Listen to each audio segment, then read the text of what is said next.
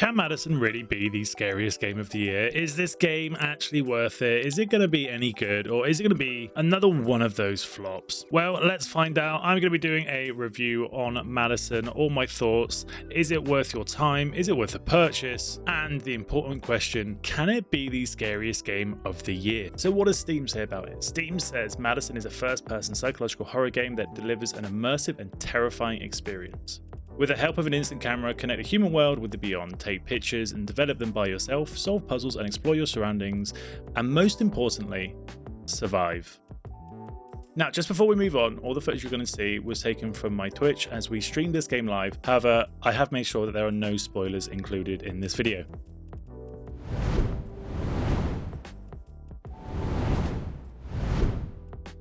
Let's start, as always, with the visual aspect. Madison goes for a more realistic look to its visual style, has a lowering of the overall brightness, and the saturation's a little bit more desaturated to try and achieve like a lot of darkness and a lot of tension through its visual look. What you won't find are bright, vibrant colors here, more of that muted palette and dark tones. And the visuals are pretty good, to be fair. In my opinion, visuals either pass or they don't pass. I never found myself sort of saying, oh my god, this looks absolutely terrible, this looks bad, but alternatively, I never found myself saying, oh my god, these visuals are absolutely amazing.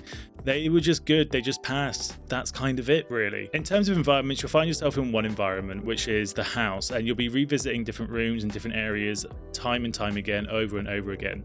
And there's a few variations sometimes in how that looks, and there's a few variations in the location you will go to. There are other locations, the main setting is the house. You are essentially just exploring that one big house, so you won't find massive scenic vistas of landscapes and beautiful forests or lush grass or anything like that. To me, I don't mind this though, especially when it is a smaller team that has developed the game, because it means that they can take more time in perfecting that, and they really have done here. They've really made this house look old and feel lived in, and it also feels off, almost, shall we say, spooky. Large environments can often feel flat or empty if they're not given enough development time, especially if it's a smaller studio. It needs a lot of time to make those environments feel alive. Having a smaller enclosed environment means that they can really put the work in here, and I really do think they've achieved that.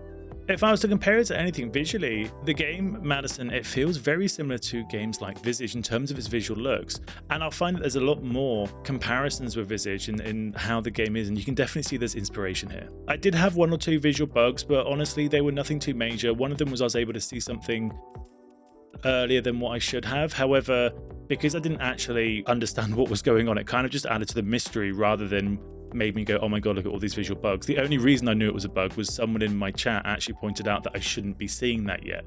But it didn't spoil anything, and it didn't impact my experience overall. In fact, it kind of added to it, adding that little bit of extra mystery. So overall, Madison, it has a passable, solid visual style. No complaints from me in that department.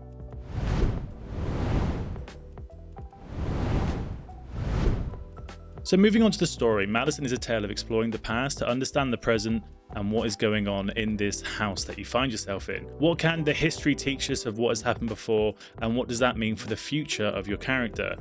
That sounds pretty cryptic, and I know, I just don't want to give any spoilers to what goes on in the story. I feel like saying anything could potentially be a spoiler here. But just know that you're kind of thrown in the middle of a story. To understand what's happened and what's going to happen, you find tapes, notes, and your character will explain their own history and their own interactions as you find things, and it will piece together that story, and it will help unravel this really dark personal experience. One thing I want to note as well though is that the story does deal with some very sensitive topics and sensitive issues. So gamer beware, there are major triggering points within the game. Remember how important your own mental health is, and if something might affect you or certain topics may affect you or upset you, I would definitely recommend maybe steering clear of Madison. I would say do the research on what sort of topics it does cover, as there are a few that some people may find triggering. In terms of game length, the story took me about 7.5 hours to complete. I find that quite a typical, if not slightly longer than usual, experience for an indie horror game.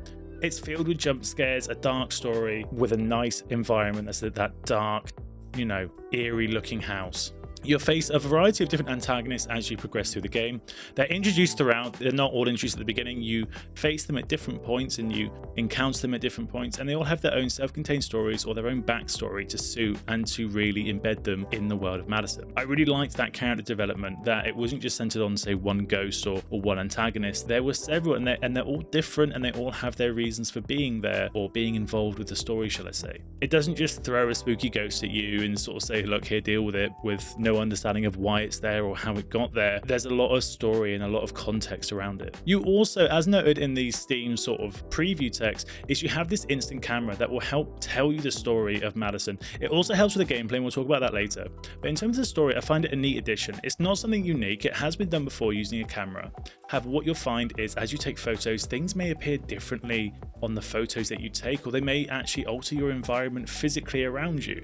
And it was a nice thing to add, something to do instead of just being a pure walking simulator with hiding and running. You actually have to think about this when it comes to puzzles, but also how might this affect the story. So overall, the thoughts on the story, it was good. Madison is an example though of where the journey being the most fun part over the destination. Understanding what is going on, piecing together that history and what's been happening and what is maybe going to happen, what happened to the previous residents, was all really fun to do. The ending left me with more questions than answers, if I'm being completely honest. I'm unsure if there are like multiple endings and I just got a bit of a weird one. However, there doesn't appear to be any player choice sort of within the story that would sort of suggest that there is that diverging storyline and different endings, but I could well be wrong here.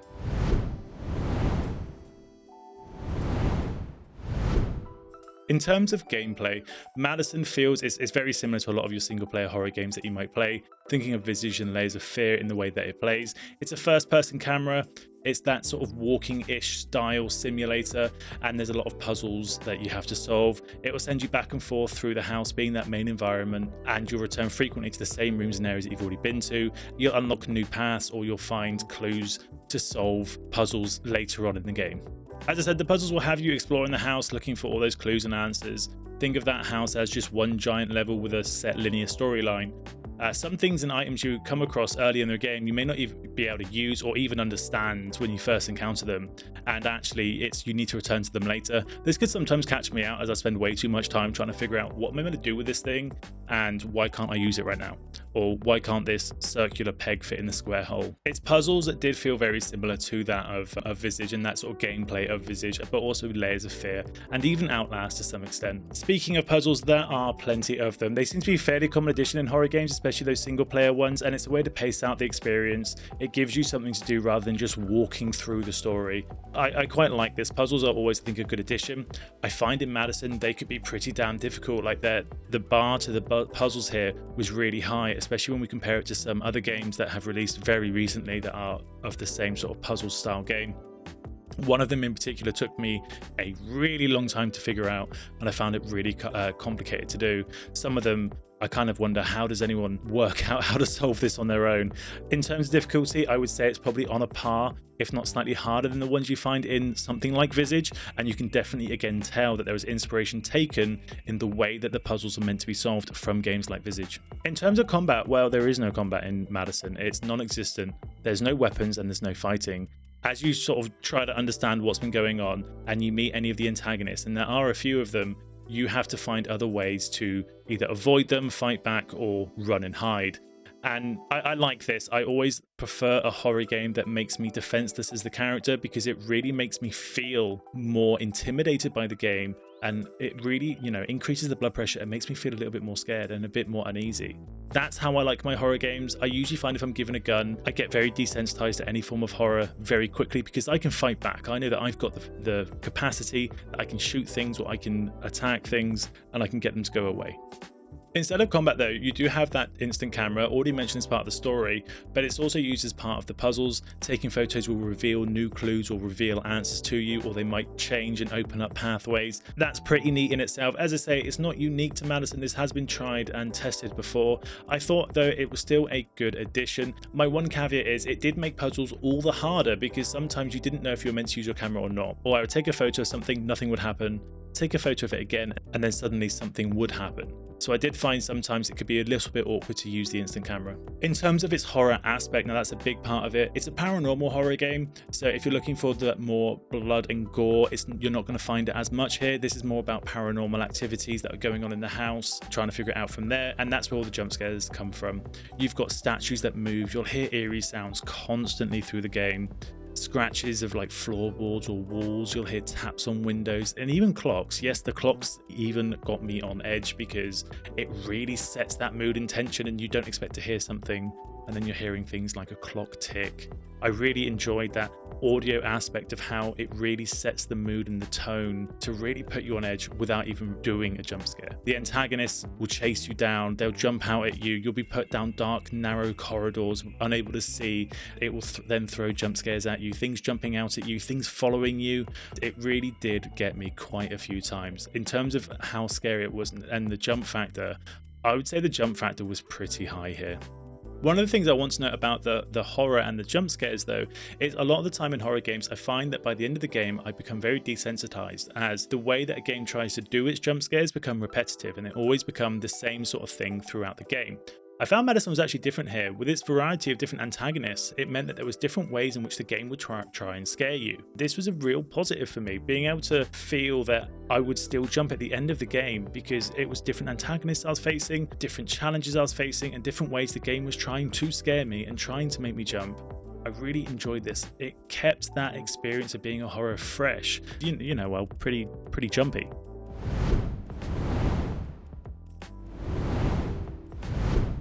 So overall, would I actually recommend Madison? I think if you're a lover of the horror genre, it is a must try experience. I really enjoyed my time playing. The puzzles can be challenging, some almost too challenging. I would say please don't let this put you off, because the story that's on offer here and the jump scares itself, that horror aspect is really well done. The environment looks amazing for what is there. It looks old, it feels lived in, and it feels slightly eerie, and you want to explore it, and exploration is so big in this game. So if you like your exploration games, I would also say definitely give this a go. There are some people I wouldn't recommend this to. If you are someone that find sensitive topics triggering or that they really affect you, I would 100% avoid Madison. Your mental health should always come first. I also think that the complexity of the puzzles might be off-putting to some. Some of those puzzles, as I say, were really difficult, and I can completely understand that. So if you're someone who doesn't like puzzles and you find that this would really affect your experience, I would say maybe avoid Madison. The alternative is you could always use a guide. However, the problem with guides is always that they might include spoilers. So the question, is it the scariest game of the year? Well, I think it's definitely up there. It's definitely going to be a front runner. However, I think it is up against a lot of really tough competition. There is Ghost Watchers, The Mortuary Assistant, and we have Mirror Forge, just to name a few of the hopeful horrors to take the position of scariest game. But I want to know, have you played Madison? And if so, what did you think? I want to hear your thoughts. Would you recommend it? And is it the scariest game of the year for you? Please leave a comment below. And if you haven't tried it yet, is this something that you want to try, or is this a game that you just don't vibe with? I still want to hear from you. If you enjoyed this video, please consider giving it a like and subscribe if you wish to see more videos from me. I'd really appreciate that support. But until next time, thank you so much for watching, and I'll see you soon. Oh no! Really?